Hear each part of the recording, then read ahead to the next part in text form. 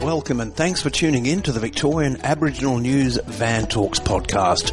I'm your host, Charles Pakana. Victorian Aboriginal News acknowledges and pays respect to all traditional owners and custodians across Australia. We acknowledge the elders who have gone before, those who currently lead their communities, and those who will follow in the years and generations to come.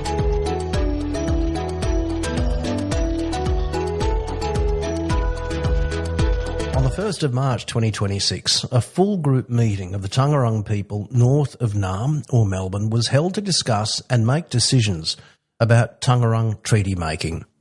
At that meeting, it was decided that the Taungurung would take the first step towards entering into treaty negotiations over Taungurung country with the state government.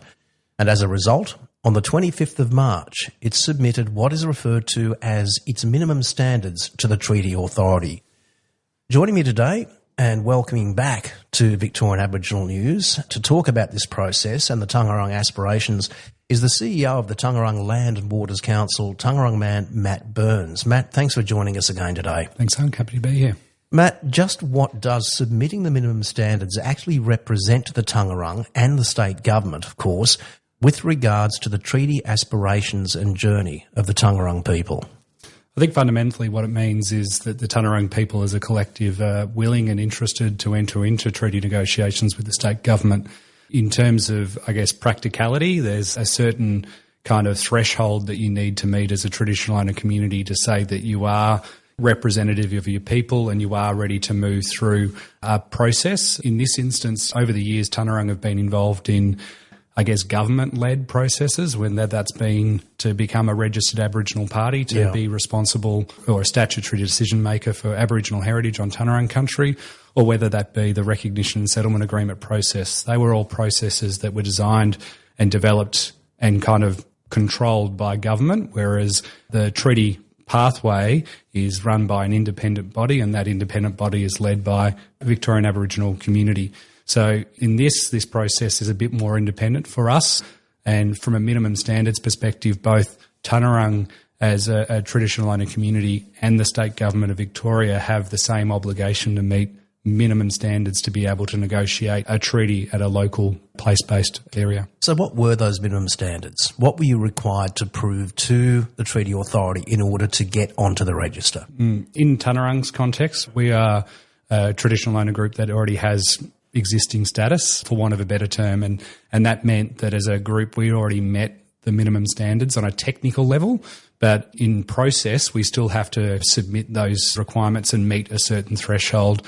And what that means is we have to describe the land and waters of which the Taungurung people have obligation and responsibility to. I say that deliberately instead of rights to. Obviously, yep. A community. So who are our community and how do we as a Taungurung community represent the Taungurung community, whether that be as a traditional owner organisation or whether that be community governance around how do we make decisions as a full group. So being able to describe how we make decisions. There's also inclusivity. So how are we making sure that we include all ancestors, so all of those old people, to make sure that they're all included and all of their descendants are included in decision-making, or at least invited to be part of that decision-making around significant decisions like treaty, for example, and whether we're interested in going in there. And I guess the other thing is leadership. How do we govern at the moment, and how do we have processes in place to make sure that that governance will hold true as we work through the negotiation phases? How do we make sure that those negotiators are accountable to their community, and how do we make sure that community feel like they're in control of what it is that we're trying to negotiate for as a community? I'm interested because the general consensus among a lot of community was that Taungurung would have registered much earlier than it actually did. Now, we're aware that JARA came onto the database or the register in 2025.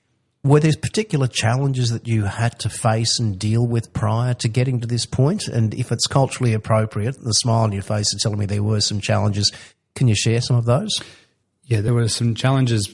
There's been lots of things happening concurrently. So Taungurung are in the same process of recognition through a native title claim at the moment. You mentioned previously some native title claims. Taungurung's claim is registered on the Native Title Tribunal and was registered on the 31st of March as a registered claim. So we've been, over the last year or so, working through the native title process concurrently while preparing for treaty readiness. And there were some really big and difficult community questions that need to be faced around group makeup and who are Taungurung people and who are not. And I'm not going to go into how that's internal politics. That was a really challenging process that happened over the last year and a half. And that meant that how do we navigate those two processes when there are some significant questions that need to be answered as part of a native title process?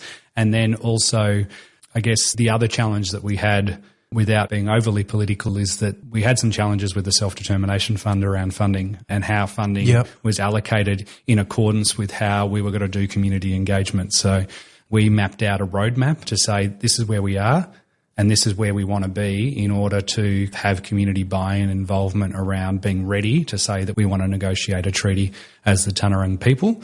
And we mapped that all out in line with the funding parameters of the Self-Determination Fund. And then, long story short, the Self-Determination Fund probably funded us for about 1/8 of the amount that was otherwise allowable. And that meant that we had to change our whole consultation plan with community, and that all the engagement activities we were planning to do to get real buy-in became really challenged, and we had to do different things online and other things to try and build community support for the big decision, as you said, that was made in March this year. So having gone through what you've gone through, and there's obviously a fair bit of pain and angst for you, the staff here at the Land Council, and obviously the community, what are the recommendations that you'd be going out for? Well, we'll start with the Self-Determination Fund, and also to other traditional owner groups. What are the lessons you've learned and the advice you could give?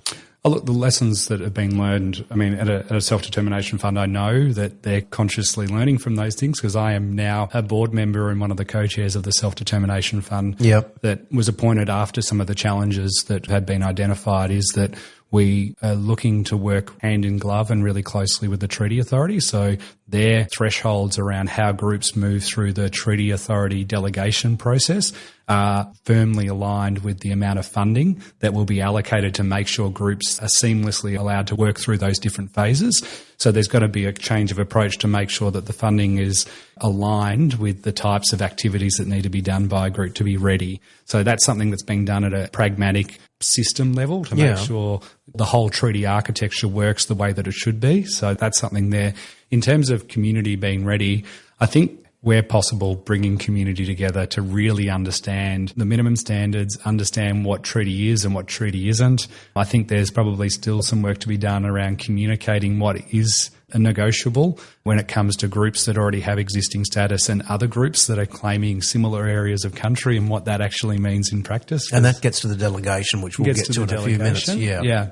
You know, it's a really challenging space. I mean, any traditional owner community, whether they've got, you know, status and recognised status or whether they don't, it's irrelevant. They all have equal rights to move through a process and to have their community represented or considered to be represented as part of the treaty process. Really, it's really important to engage through the resources that are available, and that's the Self-Determination Fund, in order to come together as a community and start to, I guess, consider, because a lot of the challenges for groups that don't have status, it comes down to inclusivity and who's part of a community and who's not part of a community and how all that works. And that can be really challenging for communities to kind of face and be willing to engage in and kind of work through those processes. So I think as traditional owner communities, one of the fundamental things is to try and be inclusive and embrace all apical ancestors and all family. As Aboriginal community, there's probably people in everyone's family that we don't necessarily get along with, but at the same time we need to work together, because traditional owner communities are one large family that are trying to pull in the same direction. And some of those things are really probably the things that have held up communities from time to time. And I think that's really important to kind of have the resourcing to come together and work through how is it that we're going to represent our nation as a community, noting that we don't all necessarily like each other. And I think from a Taungurung perspective, many years ago, which I think was a really powerful thing, was that Taungurung community came together from different apical ancestors, and there was a lot of tension and history around people's families and everything like that. The decision that was made was, while we all might not like each other, we're not here for ourselves, we're here for our grandchildren, and we want to make sure our grandchildren's lives are better, and we're consciously going to make decisions as a community that will benefit our grandchildren, and that really bound community together to focus on the future rather than focusing on the politics of here and now and the issues that we had. And that really set us up to take, I think, some big strides in the right direction over the last decade or so. I mentioned earlier that we would talk about the country that Taungurung covers. What is that, if you can just describe it? Sure. If I were to describe, the easiest part to describe is the southern boundary with our neighbours, the Wurundjeri people, the Wurundjeri Wurrung people. If you think about the Great Dividing Range, if it's raining on the Great Dividing Range and the rain or the water runs off the range and goes south to Port Phillip Bay, that is Wurundjeri country. And if it flows north, moving towards the Murray River, it's Taungurung country. So thinking about the southern border of Taungurung and the northern border of the Wurrung people, that is a very simple kind of cultural way of identifying country for the Great Divide. In the west of Taungurung country, our western boundary with the Taungurung people was negotiated based on mutual agreement, because there's a lot of history of Taungurung people moving further west and also concurrently Taungurung people moving east into. Yeah. So it was very hard to work together around how do you create a boundary in a modern context. And what we did was agree to the Campaspe River being the western boundary or the eastern boundary for the Taungurung people, with some rites of passage and cultural rites of passage each way. So Taungurung people have ceremonial rights to Mount Alexander, which is, we now recognise Taungurung country. Taungurung people have recognised rights to Mount Camel in Taungurung country. So while there's a boundary there, we made a conscious decision as community to kind of provide for cultural rights, but also have the boundary at the Campaspe River. The northern boundary is largely the native title claim of the Yorta Yorta people in the 90s, and after the determination that happened, which was really, disastrous for the Yorta Yorta people, the state provided RAP status, the Registered Aboriginal Party status, for the same area that didn't work out well in the native title claim. That isn't necessarily a traditional boundary, and there is still work to be done between Taungurung and the Yorta Yorta people around a future boundary. And I say that noting that our recognition and settlement agreement confirms that there'll be transfer of land parcel in the future to Taungurung once the boundaries change further north. So the state have made it very clear to the Yorta Yorta people that future agreements will only be agreed to if there's a new boundary between the Taungurung and the Yorta Yorta, because Taungurung boundary needs to move further north. Well, let's bypass that, because that then opens up a Pandora's box of issues. Yeah, what about on the eastern boundary? The eastern boundary is the Ovens River. Right. So if you're south of Wangaratta, there's a place called the Oxley Plains, and the Oxley Plains, moving through that area is where you'll find the northeast part of Taungurung country. You hit the Ovens River and you travel through places that people will be familiar with, which is Mount Buffalo National Park, Bright, Harrietville, and the high country, so the Great Alpine Road. On the other side of the Ovens River is Doodaroa country. Yep. If we move south, we're moving up to the Great Dividing Range again, and then we hit country where the Gunai-Kurnai people hold native title rights, and we as the Taungurung people and the Gunai-Kurnai people have a boundary in the Alpine National Park, but we also have a mutual agreement where we'll do things together to fulfil our obligations and responsibility for managing country in the Alpine National Park together. And to give any listeners an understanding, I think Mount Hotham is Gunai-Kurnai country. The very base of Mount Hotham is where the Taungurung country ends, and then as you move up into the mountain of Mount Hotham, that's where it becomes Gunai-Kurnai country. Now, from a layman's perspective, or from let's talk about it from a colonial perspective, put it that way. Yep. I believe there are 13 local governments that exist on Taungurung country. Is that correct? Correct. How's the relationship been with those? I know we've spoken about it previously on this particular program, but when it comes to the matter of treaty and all issues to do with treaty, has there been much conversation with the local governments, and how are the relationships standing when it comes to those?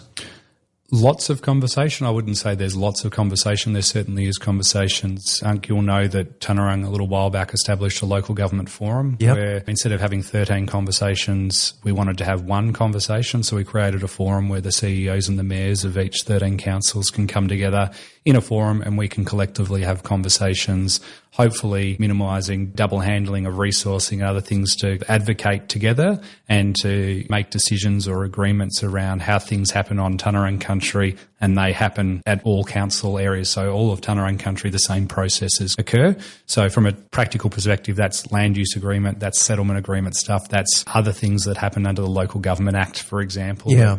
But now we're talking about treaty as well. So there are regular conversations at the local government forum around what is treaty and what does this mean in practice. So there's a lot of hypotheticals around what it may or may not be. And really the conversation will come down to what the Taungurung community is interested in to the future. It may or may not involve local government having particular responsibilities.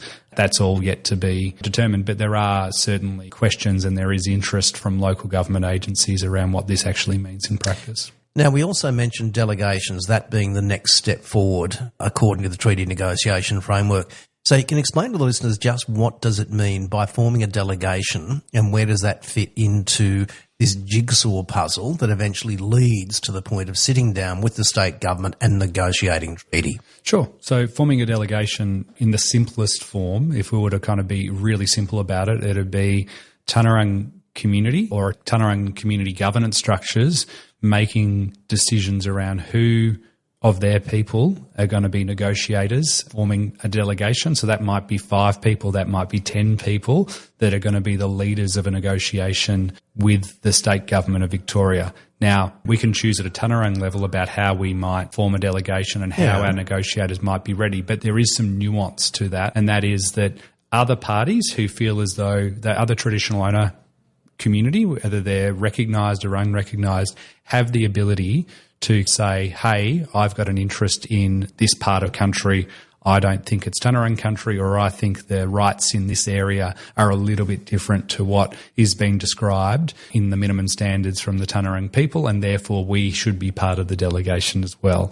So in terms of the simplest form is that let's assume Taungurung say that we're ready to negotiate with the state. Here's our delegation, our community governance structures. In detail, our community governance structure was the full group approved a committee of elders and other community to make the appointments on who will be the negotiators. So there's a committee that were given the responsibility to call for Taungurung community who want to be negotiators, and they submitted their credentials, their experience, their cultural experience, their work experience and leadership experience, and a committee of elders and other community were making the decision around who are those people that are going to represent the Taungurung nation in negotiations. So that's already happened. I don't think the appointments have happened, but the interviews have happened. And let's say really simply, they get appointed, no other community says they've got an interest in Taungurung country, then the treaty authority can say, right, you are the delegation, let's move forward to negotiations with the state. Realistically, when do you think that might happen? If there was no contention around other groups saying that they might have an interest in Taungurung country. We can always be optimistic, of course. Well, if there was no contention, it would happen inside 3 months. Right. But realistically, and I don't think Taungurung are unique in this, I think every part of Victoria, what is now Victoria, there are traditional owner groups who have recognition, don't have recognition or whatever else, that still have unresolved areas of country where their neighbours either have status, not status. You know, when I spoke about the Taungurung arrangement, where we've got a boundary that says the Campaspe River is our modern boundary, but we've got cultural rights to Mount Alexander, Taungurung might join the Taungurung as a delegation, not to negotiate anything, but just to make sure those cultural rights are preserved and respected as part of the treaty process, for example. So there could be other groups that kind of flag an interest in country, and it might be as simple as ceremonial rights. They might say, look, we respect that Taungurung are the custodians for the land, and we understand that, but our people have always had cultural rights to this place, and we want to make sure that that's protected. Or there is also space for alternate views on the extent of country where there's another group that says our country extends further and we disagree, and therefore we want to have a conversation or a mediation, and the treaty authority have the responsibility to try and work with potentially multiple groups to kind of mediate. And I think their phrasing is to find common ground, to try and find common ground to be able to move forward. So in the simplest form, one traditional owner group could kind of form a delegation. Where it becomes complex is there can be a delegation where traditional owner groups from across the state could come together as a collective for a common issue. It could be leases and licenses and compensation for payments for Crown land leases and licenses. Across the state, every traditional owner group can say, we want to form a delegation collectively because we think we're stronger together to be able to negotiate a share of lease and license revenue. And that can be a delegation as well, but that's a more complex conversation. Yeah, and well beyond this interview. Matt, just to wind it up, one of the things that we're always trying to get across in this program is giving the broader community an understanding of just what treaty does and doesn't mean to them in a very, very simple point. What would you say are going to be some of the most scaremongerish sort of things that are coming out, and what would you say to address those? I think the scaremongering, from my perspective, is a lot of the same things that we've heard over decades, which is coming after our backyards or locking us out of state forests, national parks, and all of those kinds of things, which I think that's coming from a non-Aboriginal white power kind of thing, who holds the power and authority, whereas from a Taungurung perspective, in terms of the counter to that, is that traditional owners have an obligation and responsibility to care for country and care for those that exist on country. And the easiest way that I describe what our obligation means is that every person, whether you're Aboriginal or non-Aboriginal, has connection to country, and that might be controversial in a way because traditional owners have a much deeper connection to country, but all people are human beings and exist on planet Earth, and we're all connected to country in a particular way. In my view, it doesn't matter who you are. When you're a human being and you've had a bad day at work or you've had a bad day with your family and there's been issues in your family, people tend to get out on country to think, to process, whether that's by a waterway, on a mountain, in the bush. They need to connect to country to process and to work through some of the challenges that they've got in their life. What I say to farming community is that our obligation as traditional owners is to make sure those places are healthy for your grandkids to have that connection as well. And we, as traditional owners through the treaty process, want to be able to take on the responsibility to make decisions about country to ensure that it's healthier for all people. That kind of counters the locking up and trying to take your backyard. That's not the approach that we take. We've got obligations, responsibility for health, well-being of all people, all guests, all visitors on country. And through treaty, we'll look to do that. And in terms of goals and aspirations, I think we had a conversation for a piece that we did on Taungurung Treaty a little while ago. And my dream is we're in a position as a community to be able to play a direct role in the lives of our children in their schooling journey and in their cultural journey, and having resources negotiated at a treaty to put us in a position to really influence the lives and outcomes of our children, and our cultural journey for our children is something that I think would be an amazing outcome of the treaty process. Matt Burns, CEO of the Taungurung Land and Waters Council, thanks again for your time, brother. Thank you. Appreciate it. For a full transcript of this interview, visit the Victorian Aboriginal News website at vicaboriginalnews.com.au. Until our next episode, stay safe and stay informed.